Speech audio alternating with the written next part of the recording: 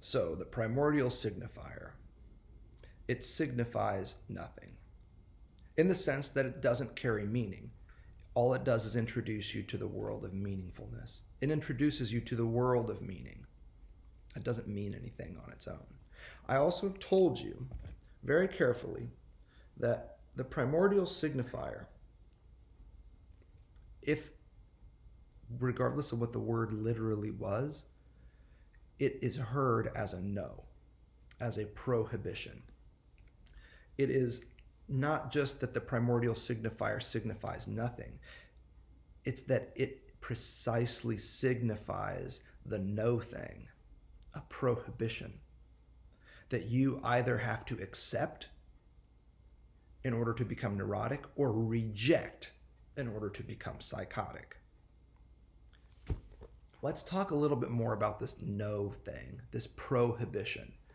I say prohibition here because you have to recall, when the child first starts using language to express their needs in words, in other words, as demands, that feels like a constraint. It's a chore. Potty training is a task that primary caregivers often struggle with. It's a task for the child too, because you're basically asking the child to give up on a previous way of being, pooping and peeing whenever they wanted to. And now you're going to constrain that practice. You're going to ask them to constrain themselves. You're going to force them to constrain themselves, to hold it until they can get to a toilet, for instance. That is a constraint. It feels like a prohibition, and it is. You're saying, thou shalt not poop and pee wherever and whenever you want. That is a no. No more peeing in your pants. No more pooping in your pants, and so on and so forth. My point here is that to civilize a child is to constrain a child. That's what it feels like. That's why I'm using the term prohibition. That's why Lacan uses the term castration. That's why the no thing is always implicit in this nothing that the primordial signifier signifies. Because what it signifies is you're about to be dropped into a world, not of your own creation, with lots of constraints. It'll give you structure. It'll help you feel at home if you accept your place in it. But it will also take away some things. You will experience subtraction because you will have to give up on this previous state of pooping and peeing, for instance, wherever you wanted to.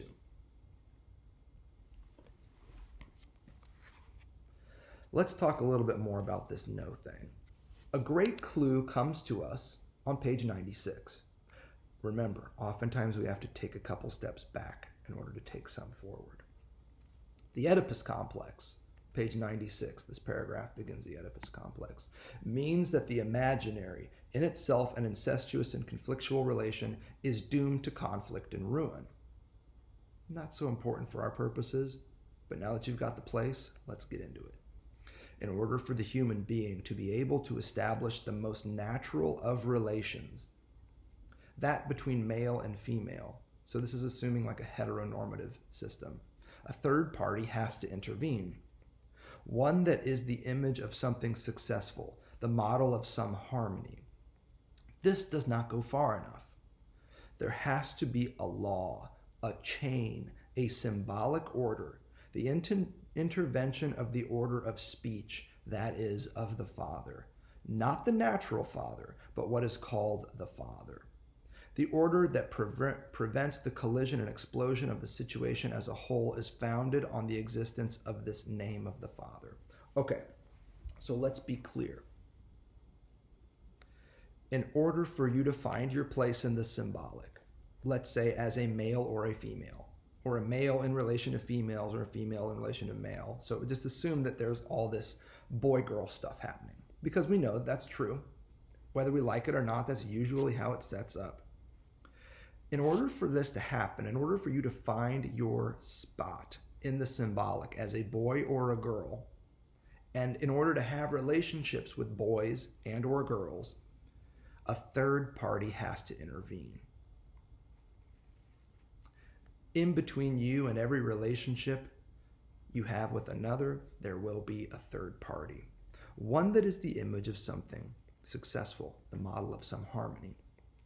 But this doesn't go far enough, Lacan says. This third party is a law, a chain, a symbolic order. What he's getting at here is that in order for you to be in contact with a male or a female, you have to presume a structure in which that contact can be established, maintained, undermined, and so on and so forth. That structuring force is the law, is the symbolic, is the world of signifiers, is language. That's what we're talking about here. And what Lacan wants to do is put his finger on it, or at least point out its finger. He calls this element the father. This is a next level understanding of what he's doing with the symbolic and the primordial signifier as a signifier of nothing, of the no thing. Now, when he says father, notice, he's not talking about the natural father. This ain't about your dad. This is not a biological being. You don't have to have a penis in order to be the father. In fact, that's not how it works at all. What is called the father, not your biological dad, not even the dad who raised you. It's not about that at all. It's unfortunate that he actually uses the term father here because it's really misleading. The order that prevents the collision and explosion of the situation as a whole is founded on the existence of this name of the father. The name of the father. Now, one way to think about this is in terms of your last name, which you probably inherited from your bio dad. But that's not always the case, and it's increasingly it's not becoming the case. But that's one way to think about this. The name of the father is your surname, is your last name, that you inherited from somebody else that puts you in a certain lineage and so forth. I would say think about it differently, though, because in French, name of the father sounds exactly like know of the father. The nom of the father, the name of the father, cannot be auditorily distinguished from the nom of the father, the know of the father. Whatever the father is in your life, its function is prohibitive. It is the no-sayer. The father is not a yes man. He's a no-sayer. The name of the father is always the know of the father. The nom of the father is always the nom of the father. And that's a really important part of what's happening here. Some sort of a third element has to enter into this process of being fit into the symbolic. Some agent of castration has to emerge in order for castration to occur. There has to be an agent of alienation in order to allow alienation to occur. And this agent is oftentimes a biological being. But the fundamental authority, the movement that is created here is at the level of the name, the word, and that word was no. Somebody's going to say it in more or less words to you when you're coming up. What matters is not who says it. It can be a mommy, it can be a daddy. I just use the term primary caregiver because that captures the sense. But the word, and whatever the word is, will always have the same effect. It will effect prohibition.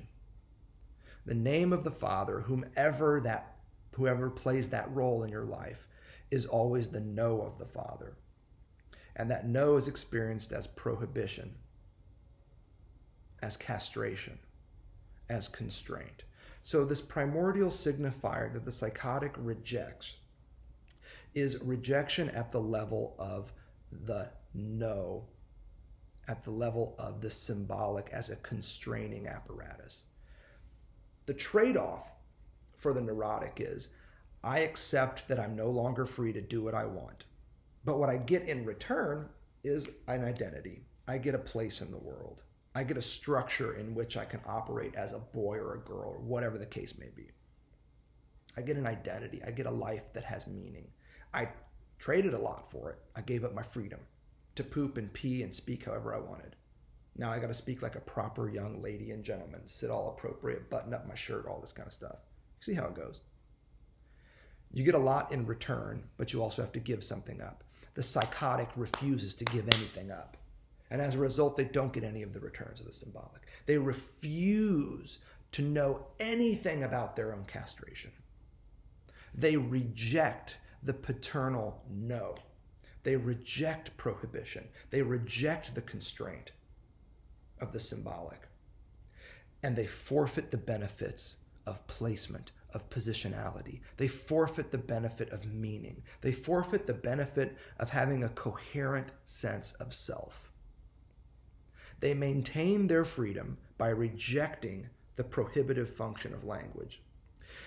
But what they forfeit, what they give up, what they are denied is the structure and containment, coherence, the sanity that the symbolic introduces into the child's life.